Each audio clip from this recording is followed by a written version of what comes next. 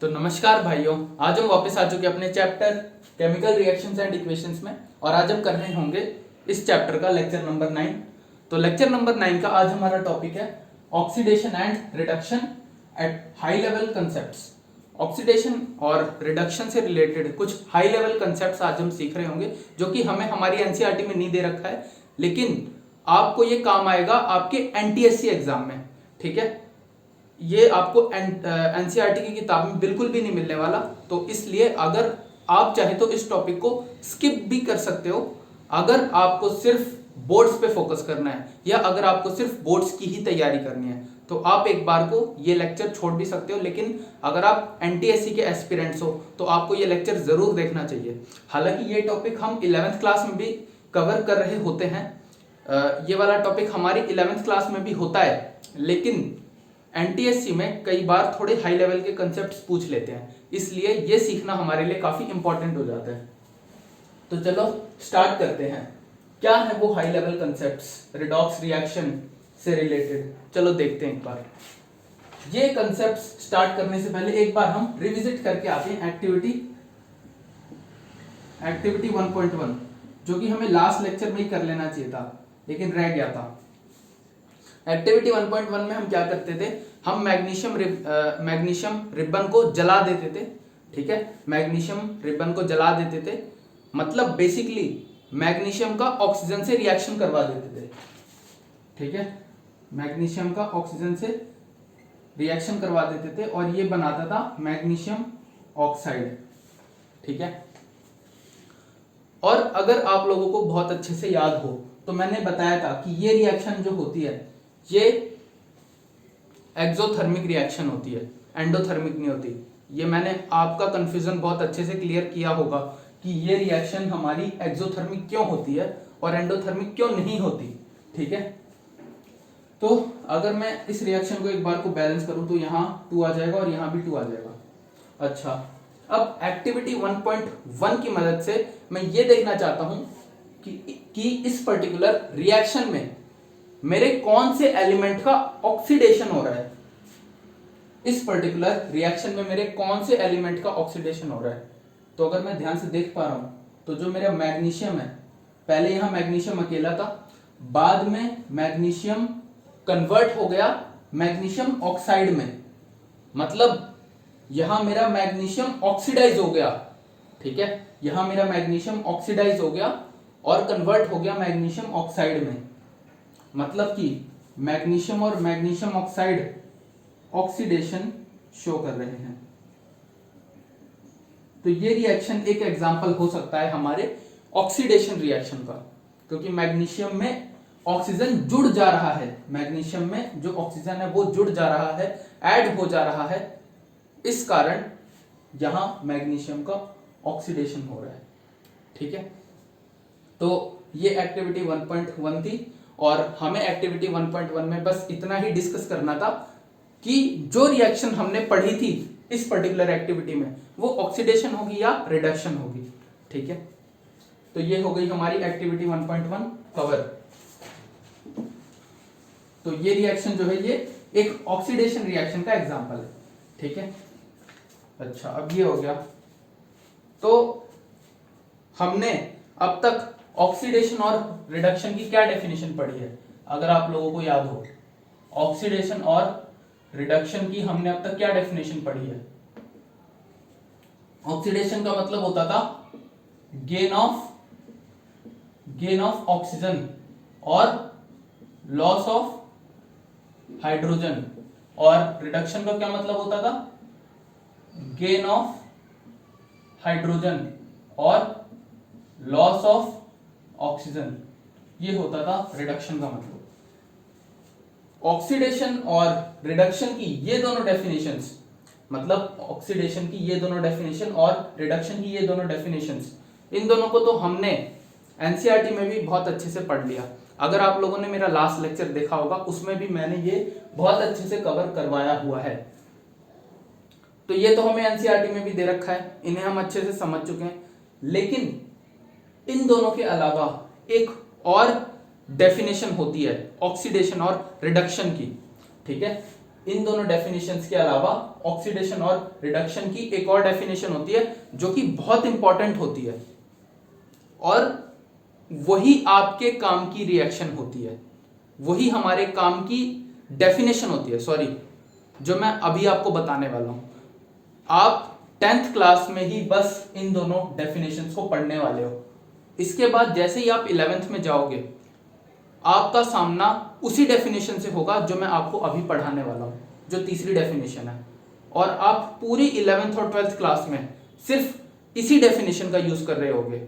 ये दोनों तो किसी काम की नहीं, ये तो बस ऐसे ही फालतू है, झांकी है, बस दिखाने के लिए, ठीक है, शो ऑफ है, कोई काम की ज्यादा होंगी नहीं, ठीक है। तो चलो देखते हैं वो कौन सी डेफिनेशंस है ऑक्सीडेशन और रिडक्शन की, जो हमें 11th और 12th में काम आने वाली हैं। और ये दोनों नहीं चलेंगी फिर 11th और 12th में, वही वाली चलेंगी डेफिनेशन, वही वाली मतलब जो मैं आपको अभी बताने वाला हूं। तो ऑक्सीडेशन और रिडक्शन की नई डेफिनेशंस सीखने से पहले हमारा एक और टॉपिक पढ़ना जरूरी है, और वो टॉपिक है ऑक्सीडेशन नंबर का, या हमें एक छोटी सी डेफिनेशन समझनी जरूरी है। वो डेफिनेशन है ऑक्सीडेशन नंबर की। अगर हम ऑक्सीडेशन नंबर समझ जाते हैं तो हम बहुत आसानी से ऑक्सीडेशन और रिडक्शन की जो नई डेफिनेशंस हैं वो हम समझ जाएंगे। और जो ऑक्सीडेशन और रिडक्शन की नई डेफिनेशंस होने वाली हैं वो नंबर ऑफ इलेक्ट्रॉन्स के टर्म्स में, वो नंबर ऑफ इलेक्ट्रॉन्स के टर्म्स में है, in terms of number of electrons, ठीक है। ये in terms of number of electrons मैंने सिर्फ रिडक्शन के नीचे लिखा है, लेकिन यही मुझे ऑक्सीडेशन के नीचे भी लिखना चाहिए था, ठीक है। तो चलो एक बार समझते हैं कि हमारा ऑक्सीडेशन नंबर क्या होता है, ठीक है। ऑक्सीडेशन नंबर, क्योंकि अभी आप लोग 10th क्लास में हो, तो मैं ऑक्सीडेशन नंबर की बहुत ज्यादा डेप्थ में घुसना नहीं चाहता, ठीक है। आपको बस एक बेसिक सा आइडिया मैं दे रहा हूंगा ऑक्सीडेशन नंबर के बारे में, नहीं तो आप लेट जाओगे, मतलब बेहोश हो जाओगे, बिल्कुल समझ नहीं आएगा कि मैं क्या बोल रहा हूं। अभी मैं आपको एक बहुत बेसिक सी डेफिनेशन दूंगा, जो कि बहुत छोटी डेफिनेशन है, लेकिन देखा जाए तो हमारा जो ऑक्सीडेशन नंबर का कंसेप्ट है ना, ये थोड़ा वाइड है। 11th में जब आप जाओगे तो ये थोड़ा काफी बड़ा स्पेक्ट्रम होता है इसका, लेकिन अभी के लिए बस आप एक छोटा सा वो डेफिनेशन देख लो जो मैं बताऊंगा, ठीक है। हालांकि सिर्फ इतना नहीं होता, ऑक्सीडेशन नंबर का जो डेफिनेशन होता है सिर्फ इतना नहीं होता जो मैं अभी बताऊंगा, इससे कहीं ज्यादा होता है जो आप 11th में सीखोगे, लेकिन फॉर द टाइम बिंग देखते हैं क्या है। फॉर द टाइम बिंग अगर लिखना चाहते हो तो साथ में लिख सकते हो, क्योंकि ये नया कंसेप्ट है, आपको याद नहीं होगा। आप तो ये मान लो कि किसी भी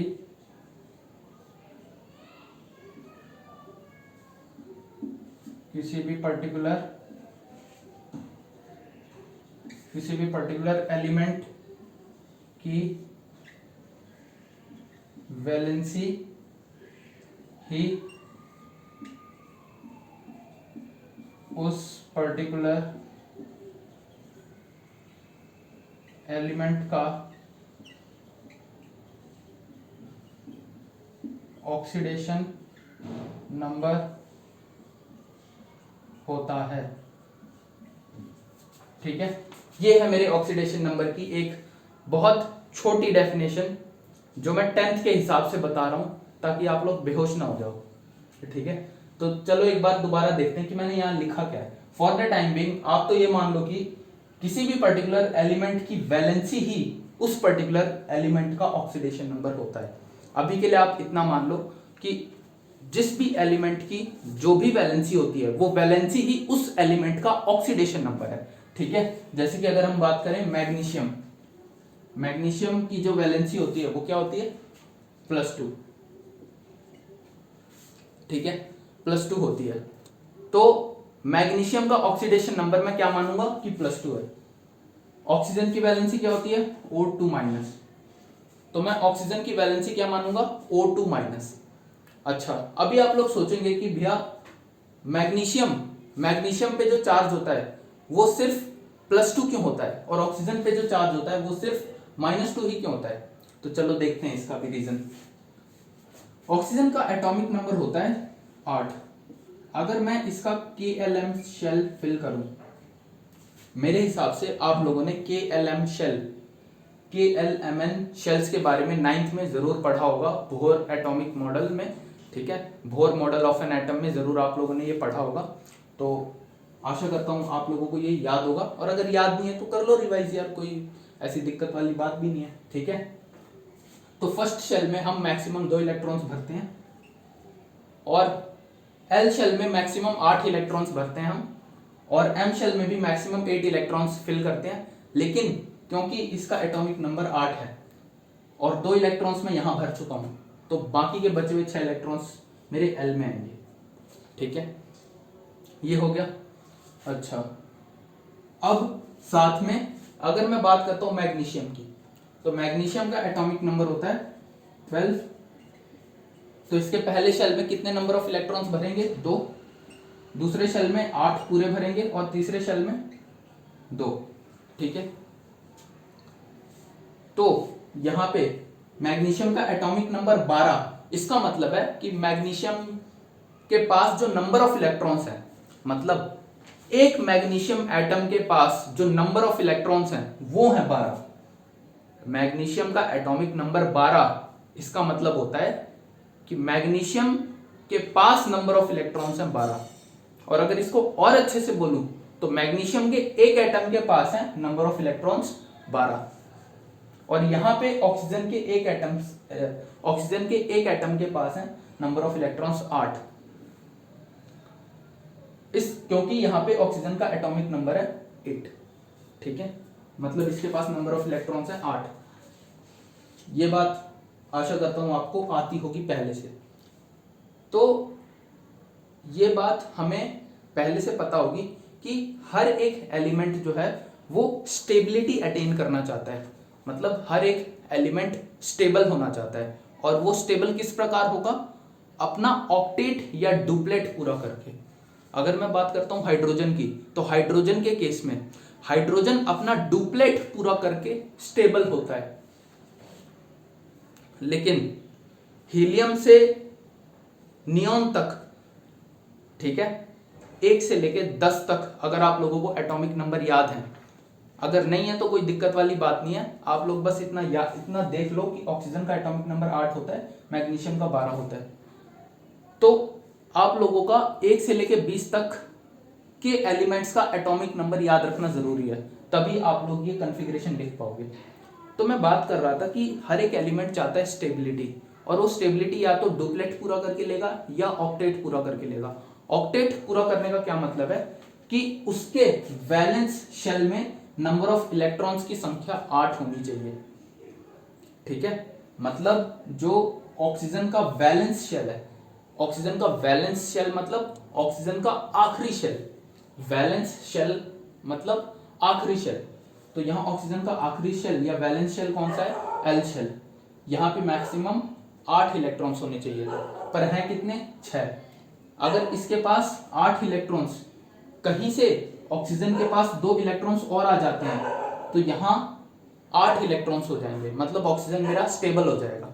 और वहीं अगर मैं बात करता हूं मैग्नीशियम की, तो मैग्नीशियम अगर कहीं से अपने ये दोनों इलेक्ट्रॉन्स छोड़ देता है, मैग्नीशियम कहीं से अपने ये दोनों इलेक्ट्रॉन्स छोड़ देता है, तो मैग्नीशियम का वैलेंस शेल जो है वो चेंज हो जाएगा। पहले मैग्नीशियम का वैलेंस शेल था M, अब उसका वैलेंस शेल चेंज होके हो जाएगा L, और उसके L शेल में मैक्सिमम इलेक्ट्रॉन्स कितने हैं, 8। मतलब मैग्नीशियम भी अपना ऑक्टेट पूरा करके स्टेबिलिटी को प्राप्त हो जाएगा।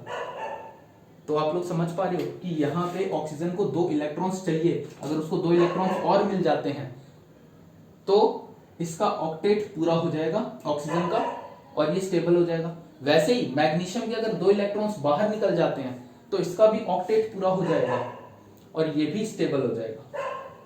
तो अब यहां मेरी बात आप लोग ध्यान से सुनना। इस कारण मैं कहता हूं, इसी कारण मैं कहता हूं कि जो मेरा ऑक्सीजन एटम है वो 2 इलेक्ट्रॉन्स ले सकता है हमेशा, ठीक है। ऑक्सीजन एटम जो है वो हमेशा 2 इलेक्ट्रॉन्स लेना पसंद करेगा।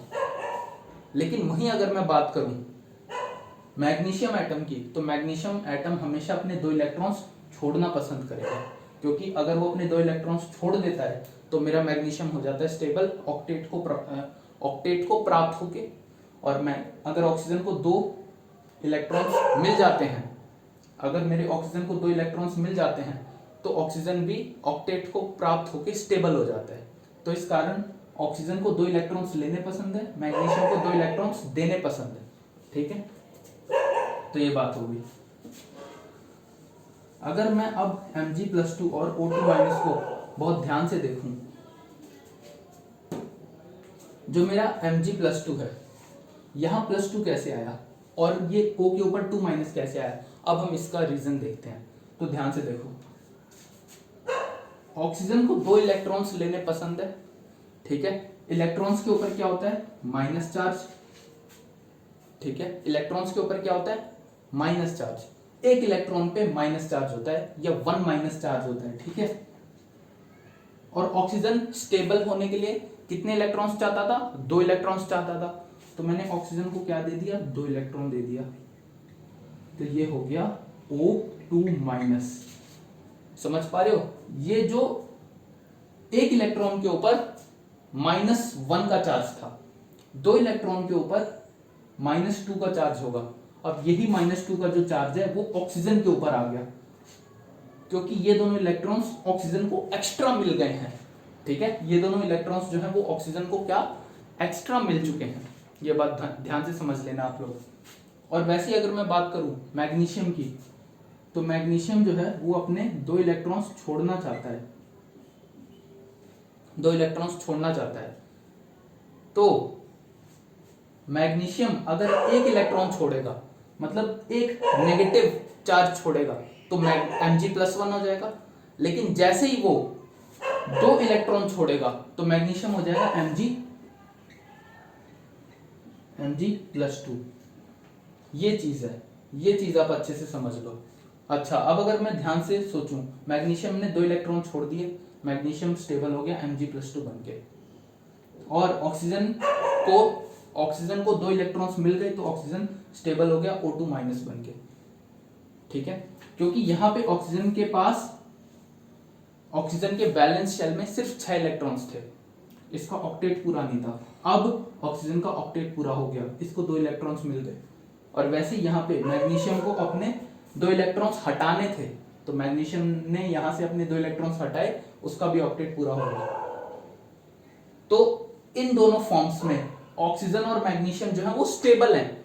इस कारण ही ऑक्सीजन पे 2- का चार्ज होता है और मैग्नीशियम पे +2 का चार्ज होता है। तो आशा करता हूं आपको ये बात बहुत अच्छे से समझ में आ गई होगी। तो कुल मिला के बात क्या है कि जो मैग्नीशियम का एटम होता है वो 2 इलेक्ट्रॉन्स लूज करना पसंद करता है, और ऑक्सीजन का जो एटम होता है वो 2 इलेक्ट्रॉन्स गेन करना पसंद करता है, ठीक है। तो ये हो गया। अच्छा, अब मैं आपको ऑक्सीडेशन और रिडक्शन की डेफिनेशन बताता हूं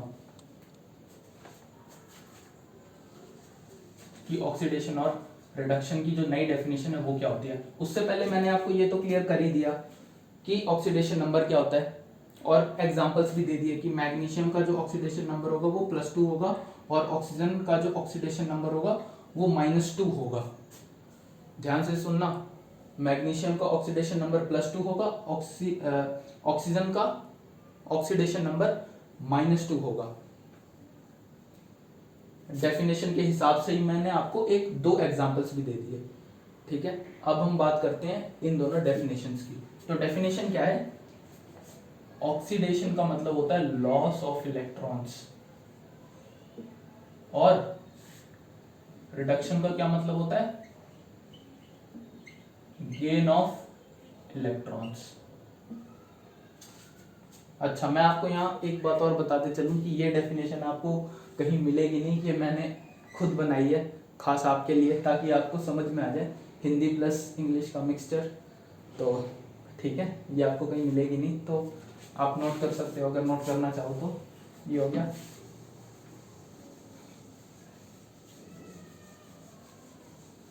मतलब इलेक्ट्रॉन्स, अगर कोई पर्टिकुलर एलिमेंट या कंपाउंड इलेक्ट्रॉन्स छोड़ देता है तो मतलब उसका ऑक्सीडेशन हो गया। मैं कहूँगा हाँ, उसका ऑक्सीडेशन हो गया। और अगर कोई इलेक्ट्रॉन या कोई कंपाउंड, सॉरी, अगर कोई एलिमेंट या कोई कंपाउंड इलेक्ट्रॉन्स गेन कर लेता है तो उसका रिडक्शन हो गया। हाँ, उसका रिडक्शन हो जाता है। ये दोनों है नई डेफिनेशंस मेरी ऑक्सीडेशन और रिडक्शन की। अब मैं बात करता हूं मेरे उसी रिएक्शन की जो हमने अभी अभी देखा था, एक्टिविटी 1.1 वाली रिएक्शन। मैग्नीशियम प्लस O2 क्या देता है? Magnesium oxide. अब अगर मैं ध्यान से देखूं तो जब भी मेरा कोई भी एलिमेंट जब अपनी एलिमेंटल फॉर्म में होता है, मतलब यहां जो मेरा मैग्नीशियम है, मैग्नीशियम बस अकेला है, ठीक है, मैग्नीशियम जो है वो बस अकेला है, कंप्लीटली अकेला है, मतलब मैग्नीशियम अपनी एलिमेंटल फॉर्म में है। तो इसका मतलब क्या है कि उसका जो ऑक्सीडेशन नंबर होगा वो 0 होगा। इसका जो ऑक्सीडेशन नंबर होगा वो 0 होगा। अब आप लोग सोचेंगे भैया यहां मैग्नीशियम का ऑक्सीडेशन नंबर 0, मतलब यहां तो मैग्नीशियम स्टेबल नहीं होना चाहिए, ठीक है। आप लोग यही सोच रहे होंगे कि यहाँ तो मैग्नीशियम स्टेबल नहीं होना चाहिए। मैं कहूँगा रुको, अभी थोड़ा वेट करो, ये भी मैं आपको अभी समझाऊंगा। और क्योंकि यहाँ ऑक्सीजन जो है वो भी अपनी एलिमेंटल फॉर्म में है, तो यहाँ पे ऑक्सीजन का जो ऑक्सीडेशन नंबर होगा वो भी 0 होगा। लेकिन अगर मैं बात करता हूं मैग्नीशियम ऑक्साइड की, तो जब मैग्नीशियम अपने कंपाउंड्स के फॉर्म में होते हैं, मतलब जब ये दोनों मिलके कंपाउंड बना देते हैं, मैग्नीशियम ऑक्साइड एक कंपाउंड होगा ना हमारा। अगर आप लोगों को याद हो 9th क्लास में हम किस प्रकार बनाते थे कंपाउंड्स, मैग्नीशियम पे चार्ज है +2, ऑक्सीजन पे चार्ज है -2, इन दोनों का ऐसे कर दिया क्रॉस मल्टीप्लाई, तो बन जाएंगे क्या, Mg2O2 और MgO। इस प्रकार ही तो बनाते थे हम, ऐसे ही तो बनाते थे। तो अब आप लोग यहाँ पे जरा मेरी एक बात ध्यान से देखो, क्या है वो बात।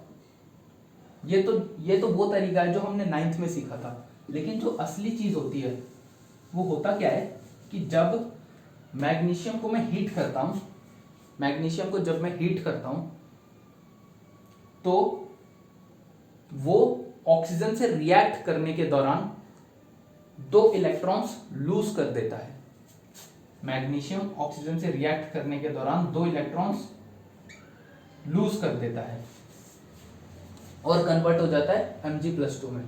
और वैसे ही ऑक्सीजन भी, अब क्योंकि मैग्नीशियम ने 2 इलेक्ट्रॉन्स करे लूज, ठीक है, मैग्नीशियम ने 2 इलेक्ट्रॉन्स छोड़ दिए, तो वही 2 इलेक्ट्रॉन्स जो हैं वो ऑक्सीजन को मिल जाएंगे, तो ऑक्सीजन बना लेगा O2-। मतलब एक बार और समझो ध्यान से, जब मैं मैग्नीशियम और ऑक्सीजन की रिएक्शन करवाता हूं तो सीन क्या होता है कि जो मैग्नीशियम है वो 2 इलेक्ट्रॉन्स छोड़ देता है और बनाता है Mg+2, ठीक है। और ये 2 इलेक्ट्रॉन्स जो मैग्नीशियम ने छोड़े, यही 2 इलेक्ट्रॉन्स मिल जाते हैं हमारे ऑक्सीजन को, तो ऑक्सीजन बनाता है O2-। मतलब जिन 2 इलेक्ट्रॉन्स को मैग्नीशियम ने छोड़ा, उन्हीं 2 इलेक्ट्रॉन्स को ऑक्सीजन ने ले लिया और बना दिया O2-। अब इन दोनों के बीच में होती है रिएक्शन, क्योंकि मैग्नीशियम जो है +2 चार्ज का है, मतलब मैग्नीशियम पे पॉजिटिव चार्ज है और ऑक्सीजन पे क्या है, नेगेटिव चार्ज है या 2 नेगेटिव चार्ज है। तो ये दोनों आपस में अट्रैक्ट कर जाते हैं, ये दोनों आपस में अट्रैक्ट कर जाते हैं।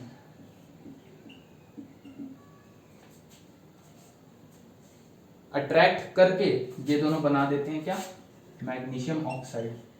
मैग्नीशियम ऑक्साइड कैसे बना है अट्रैक्ट करके, क्योंकि मैग्नीशियम पे +2 चार्ज था, ऑक्सीजन पे 2- चार्ज था। +2 -2 इन दोनों ने एक दूसरे को मिलके मार दिया, ठीक है, दोनों में जंग हुई और दोनों एक दूसरे को शहीद कर चुके हैं, मतलब +2 और -2 ने एक दूसरे को शहीद कर दिया, खत्म हो गए दोनों। फिर इन दोनों ने मिलके बना दिया कंपाउंड मैग्नीशियम ऑक्साइड। ये बात आ गई आपको समझ में कि असली में क्या हो रहा होता है जब मैं मैग्नीशियम को हीट करता हूं, तो कुछ ऐसा सा मामला चल रहा होता है हमारा। अच्छा, अब थोड़ा सा और देखते हैं कि अगर मैं सिर्फ मेरे जो ये मेरा कंपाउंड है, ध्यान से देखना, जो मेरा कंपाउंड है ये वाला मैग्नीशियम ऑक्साइड वाला, इसमें मैं अगर सिर्फ मैग्नीशियम की बात करूं तो मैग्नीशियम पे होगा कितना चार्ज, +2 का चार्ज, ऑक्सीजन पे क्या होगा, -2 का चार्ज। हालांकि इन दोनों चार्जेस ने आपस में एक दूसरे को मार दिया, खत्म हो गए, लेकिन एक बार को ऑक्सीडेशन और रिडक्शन समझने के लिए हम मान लेते हैं कि मैग्नीशियम पे चार्ज जो होगा +2 होगा और ऑक्सीजन पे चार्ज -2 होगा। यही तो अभी हमने यहाँ डिस्कस करा था, ठीक है। तो देखना आप, मैग्नीशियम जो है अपने 0 ऑक्सीडेशन स्टेट से जाता है +2 ऑक्सीडेशन स्टेट में। मैग्नीशियम 0 ऑक्सीडेशन स्टेट से जाता है +2 ऑक्सीडेशन स्टेट में, मतलब मैग्नीशियम 2 इलेक्ट्रॉन्स छोड़ देता है और जाता है +2 ऑक्सीडेशन स्टेट में। और जो मेरा ऑक्सीजन है, यही 2 इलेक्ट्रॉन्स मिल जाते हैं हमारे ऑक्सीजन को और ऑक्सीजन जाता है O2- की स्टेट में। मतलब कुल मिला के मैं यहाँ क्या कह रहा हूं कि जो मेरा मैग्नीशियम है, यहां मैग्नीशियम का हो रहा है ऑक्सीडेशन, यहां मैग्नीशियम का हो रहा है ऑक्सीडेशन, क्योंकि मैग्नीशियम जो है मेरे इलेक्ट्रॉन्स लूज करके बना रहा है Mg+2 और यही 2 इलेक्ट्रॉन्स मिल जाते हैं मेरे ऑक्सीजन को, मतलब ऑक्सीजन का क्या हो रहा है, रिडक्शन। ध्यान से देखना, यहाँ सीन क्या है, सीन समझना, यहाँ ऑक्सीजन का रिडक्शन हो रहा है क्योंकि मेरा ऑक्सीजन इलेक्ट्रॉन्स गेन कर रहा है। ध्यान से देखो क्या है मेरी रिडक्शन की डेफिनेशन, गेन ऑफ इलेक्ट्रॉन्स, ठीक है। यहाँ मेरा ऑक्सीजन 2 इलेक्ट्रॉन्स गेन कर रहा है, मतलब ऑक्सीजन जो है वो रिड्यूस हो रहा है, ऑक्सीजन का रिडक्शन हो रहा है क्योंकि वो 2 इलेक्ट्रॉन्स गेन करके O2- बना देता है, ठीक है। 2 इलेक्ट्रॉन्स गेन करके O2- बना दिया इसने। अब क्योंकि इस पे पॉजिटिव चार्ज है, इस पे नेगेटिव चार्ज है, इस पे +2 चार्ज है, इस पे -2 चार्ज है, अब ये दोनों आपस में अट्रैक्ट करेंगे, अट्रैक्ट करके ये जो +2 है और जो ये -2 है, ये दोनों एक दूसरे को शहीद कर देंगे और फिर ये दोनों मिलकर बना देंगे हमारा कंपाउंड MgO, ठीक है। मतलब कि अभी तक जो आप सुन रहे थे, क्या सुन रहे थे, जब मैंने सब इस क्लास की शुरुआत में आपको मैंने क्या बताया था कि magnesium plus oxygen gives me magnesium oxide, और यहां पे मैंने आपको कहा था कि सिर्फ मैग्नीशियम का क्या हो रहा है, ऑक्सीडेशन हो रहा है। यहां पे जो मेरा मैग्नीशियम है उसका क्या हो रहा है, ऑक्सीडेशन। मैंने आपसे यही बात कही थी, लेकिन जो पूरा सत्य है ये तो अर्ध सत्य था, वो एक शो नहीं आता था, याद हो आपको, अर्ध सत्य, तो ये अर्ध सत्य है जो आपको 10th क्लास तक पता होता है। जब आप 11th क्लास में आते हो तो आपको पूर्ण सत्य पता लगता है, ठीक है, दुनिया की असली सच्चाइयों का ज्ञान मिलता है आपको। तो ध्यान से देखो यहाँ, मतलब कि यहाँ मेरे मैग्नीशियम का ऑक्सीडेशन तो हो रहा है, वो बात तो सत्य है, मैग्नीशियम का ऑक्सीडेशन हो रहा है, पर ये आधी सच्ची बात है। पूरी सच्ची बात यह है कि साथ के साथ ऑक्सीजन का रिडक्शन भी हो रहा है, ऑक्सीजन का हमारे रिडक्शन भी हो रहा है साथ के साथ, ये बात भी नोट करने वाली है, ठीक है। तो ये आप लोग अच्छे से नोट कर लेना, बहुत इंपॉर्टेंट बात है। मतलब अगर मैं यहाँ पे एक और स्टेटमेंट बोलूं तो मुझे उस बात का कोई दुख नहीं होगा, और वो स्टेटमेंट क्या होने वाली है कि अगर एक पर्टिकुलर रिएक्शन में, यहां देख लो ये बात, अगर एक पर्टिकुलर रिएक्शन में ऑक्सीडेशन होता है है तो कहीं ना कहीं उस रिएक्शन में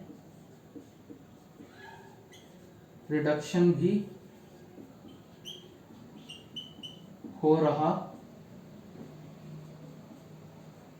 होता है। मतलब अगर मैं ये बात कह दूं कि कोई किसी पर्टिकुलर अगर मैं सिर्फ आपसे एक ये बात कहूं कि एक रिएक्शन है और इस रिएक्शन में सिर्फ और सिर्फ ऑक्सीडेशन हो रहा है, जैसे कि मैंने अभी आपको बताया था 10th क्लास के हिसाब से, मैंने आपको अभी अभी बताया था कि magnesium plus oxygen gives magnesium oxide, और मैंने आपको सिर्फ क्या बोला था कि मैग्नीशियम का ऑक्सीडेशन हो रहा है। तो ये बात बोलना बिल्कुल गलत है, ये बहुत ही असत्य बात है जो आपको 10th में बताई जाती है। यहां पे जो मेरा मैग्नीशियम है, मैग्नीशियम का ऑक्सीडेशन तो हो रहा है, लेकिन साथ के साथ ऑक्सीजन का रिडक्शन भी हो रहा है। ये बात हमें नहीं बताई जाती। तो इसका मतलब क्या हुआ कि दुनिया की कोई भी ऐसी रिएक्शन नहीं है जिसमें सिर्फ ऑक्सीडेशन हो या जिसमें सिर्फ और सिर्फ रिडक्शन हो। समझ पा रहे मेरी बात? दुनिया की ऐसी कोई भी रिएक्शन नहीं है जिसमें सिर्फ और सिर्फ ऑक्सीडेशन हो या जिसमें सिर्फ और सिर्फ रिडक्शन हो। अगर किसी पर्टिकुलर रिएक्शन में ऑक्सीडेशन हो रहा है तो वहां पे जरूर रिडक्शन भी हो रहा होगा, जैसा कि हम इस पर्टिकुलर रिएक्शन में देख के पता लगा सकते हैं। तो यहां पे हमारा ऑक्सीडेशन नंबर समझना बहुत जरूरी है। ऑक्सीडेशन और रिडक्शन की जो नई डेफिनेशंस हैं इलेक्ट्रॉन्स के टर्म्स में, नंबर ऑफ इलेक्ट्रॉन्स के टर्म्स में, ये समझना बहुत जरूरी है। और साथ में मैंने आपको कुछ ये एग्जांपल समझाने का कोशिश करा कि मैग्नीशियम कैसे अपने इलेक्ट्रॉन्स छोड़ता है और Mg+2 बनाता है, और ऑक्सीजन कैसे 2 इलेक्ट्रॉन्स गेन करता है और O2- बनाता है। ये भी मैंने आपको समझाने की कोशिश करा, और मैंने आपको ये भी बताने का कोशिश करा कि Mg के ऊपर जो चार्ज है +2 ही क्यों होता है और ऑक्सीजन के ऊपर जो चार्ज है वो 2- ही क्यों होता है। ये भी मैंने अभी आपको बताने की यहाँ ट्राई करा। तो आशा करता हूँ आपको ये पूरा लेक्चर बहुत अच्छे से समझ में आ गया होगा। मतलब इस लेक्चर में मैं कुल मिला के आपको क्या बताना चाहता हूँ कि अगर किसी रिएक्शन में, अगर मैं कहता हूँ कि कोई रिएक्शन सिर्फ ऑक्सीडेशन रिएक्शन है तो मैं बिल्कुल झूठ बोल रहा हूँ। 10th क्लास के हिसाब से ये बात सही है, लेकिन 11th में जाओगे तो ये बात बिल्कुल गलत हो जाएगी। अगर किसी रिएक्शन में ऑक्सीडेशन हो रहा है तो साथ में उसी रिएक्शन में रिडक्शन भी हो रहा होगा, जैसा कि हमने यहाँ देखा, ये ऑक्सीडेशन और ये रिडक्शन। ठीक है।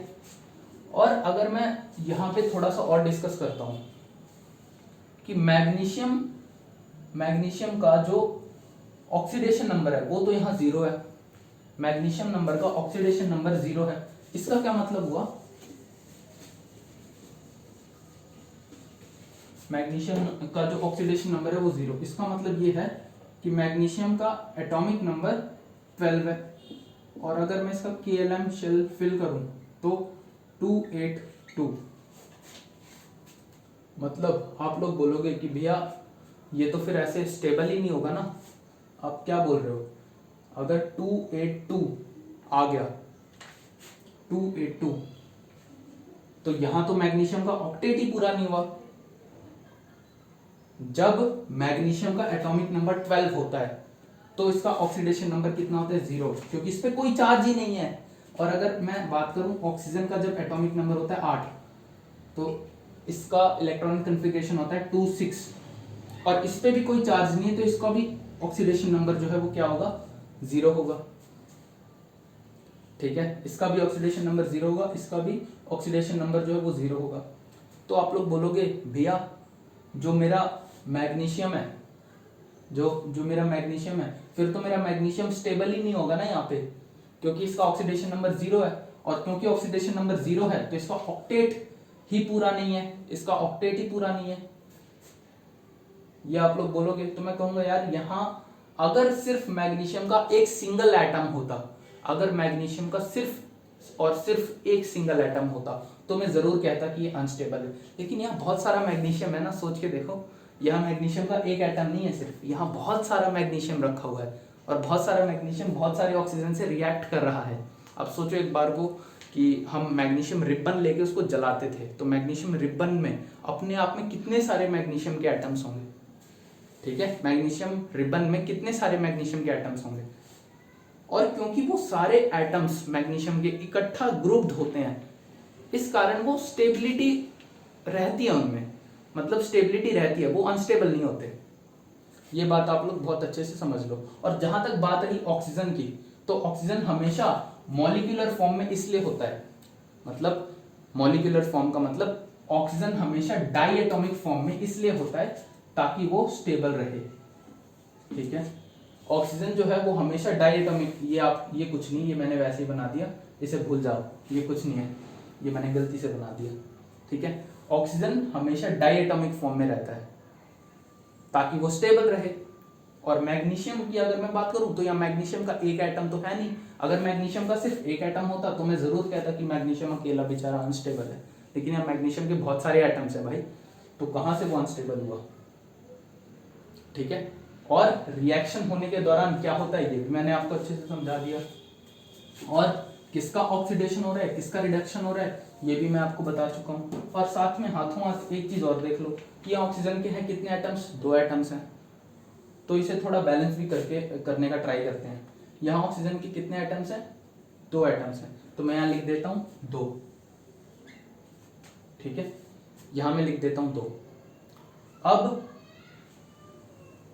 एक, ध्यान से सुनना, यहां मेरी बात आप लोग थोड़ा ध्यान से देखना कि एक ऑक्सीजन एटम 2 इलेक्ट्रॉन्स गेन करता है, तो 2 ऑक्सीजन एटम्स 4 इलेक्ट्रॉन्स गेन करेंगे। ठीक है,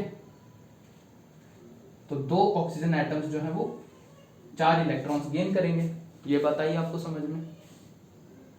और साथ में यहां भी 2 ऑक्सीजन एटम्स होंगे।